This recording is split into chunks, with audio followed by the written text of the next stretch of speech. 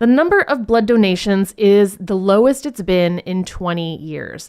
A lack of donors means the American Red Cross has announced an emergency blood shortage. Mara Thompson from the American Red Cross of Illinois says the shortage means they are sending more blood to hospitals than they're getting in from donors. Thompson tells Cameron Cutinello from sister station WCBU winter weather led to cancellations of hundreds of blood drives. That's just one factor that makes blood supplies especially low this year. We always kind of see a dip this time of year, but I think some of the added challenges we're dealing with as well is, there's an uptick in COVID cases. People are getting sick again. They're not feeling well. And of course, don't want people that aren't feeling well to come out and give blood. And you mentioned people getting sick, but what were some of the kind of larger impacts of the COVID-19 pandemic? I think in general, that has been one of our challenges over the past several years.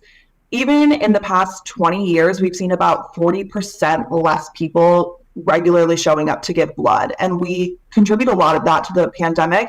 Before the pandemic, we a lot of times would have people at work hosting, events, but people aren't going into the office as much anymore. And people aren't, their work life situation is just different. A lot of people are working from home. They're not getting out and about to maybe make stopping at a blood drive one of their regular stops. What are the impacts that we'll see from a blood shortage? Absolutely. So, of course, we want to make sure that everyone has the blood that they need. So elective surgeries are usually kind of the first thing to go. We'll start putting those things off, but we don't have to make those decisions quite yet. And hopefully we don't have to. And that's why we call a shortage, to let people know hopefully they can open up time in their schedules to come donate before it gets to that point. But that's why we make this call, is so that hospitals aren't in the position to have to start picking and choosing patients over another, because we never want that to be a situation, obviously. Does the Red Cross have any other potential reasons for why people are just donating blood less?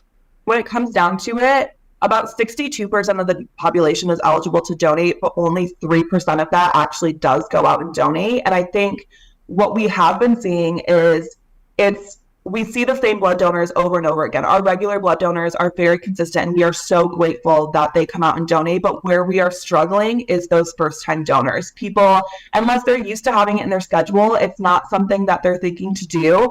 But it really is so easy. And I'm an example of that. Really, before I started working at the Red Cross, I'll be honest, I had never given blood because it just wasn't top of mind.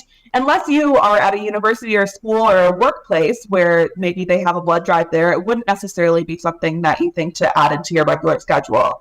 But at the end of the day, it does save lives giving blood. And the whole process only takes about an hour start to finish. You're on the bed for really only 10 to 15 minutes.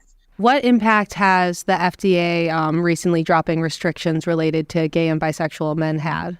I don't know if I can really talk about the impact. I don't think we've got any numbers about, okay, yes, we've seen an increase. But what I can tell you about that is the Red Cross has always wanted to have the most inclusive blood donation process that it can. And this is just an added step towards that. We, of course, want anyone that is healthy and able to donate to give blood the opportunity to do so. What is kind of the current criteria? How can someone find out if they're eligible to give blood?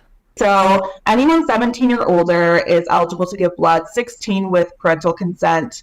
But really what we do is, if you've never given blood before, as long as you're a normal, healthy person, you don't think that you have any pre-existing conditions, things like that, you're probably eligible. And what we'll do is, before you come in to donate blood, we'll send you a health questionnaire screening, and you just go through some of those questions, and then that would flag if there's anything in there that would allow you not to donate to give blood. So if you do that ahead of time and it disqualifies you, then you'll know ahead of time. But most people, like I said, 62% of the population is eligible to donate to give blood. You fill out that health screening questionnaire, you talk to a phlebotomist when they get there, you go through some of your hemoglobin levels and some of that stuff, just to make sure on the day of you are good and your levels are good and you'll be healthy and not have any issues. But yeah, so it's as long as you're 17 and 110 pounds, those are pretty much the qualifications, the base qualifications that you need. And then how can interested people find a place to donate? The easiest way to do that is to go to redcrossblood.org. We also have the blood donor app, which is really great. And all you do is you put in your zip code and it pops up all of the closest blood drives in your area over the next 2 weeks or whatever. You can put out whatever timing you want in for that. And then you just go ahead and sign up. You don't need to know your blood type. You don't really need to know anything. You can just show up and they'll walk you through all of the steps that you need before your donation. That was the American Red Cross's Mara Thompson speaking with WCBU reporter Cameron Cutinello.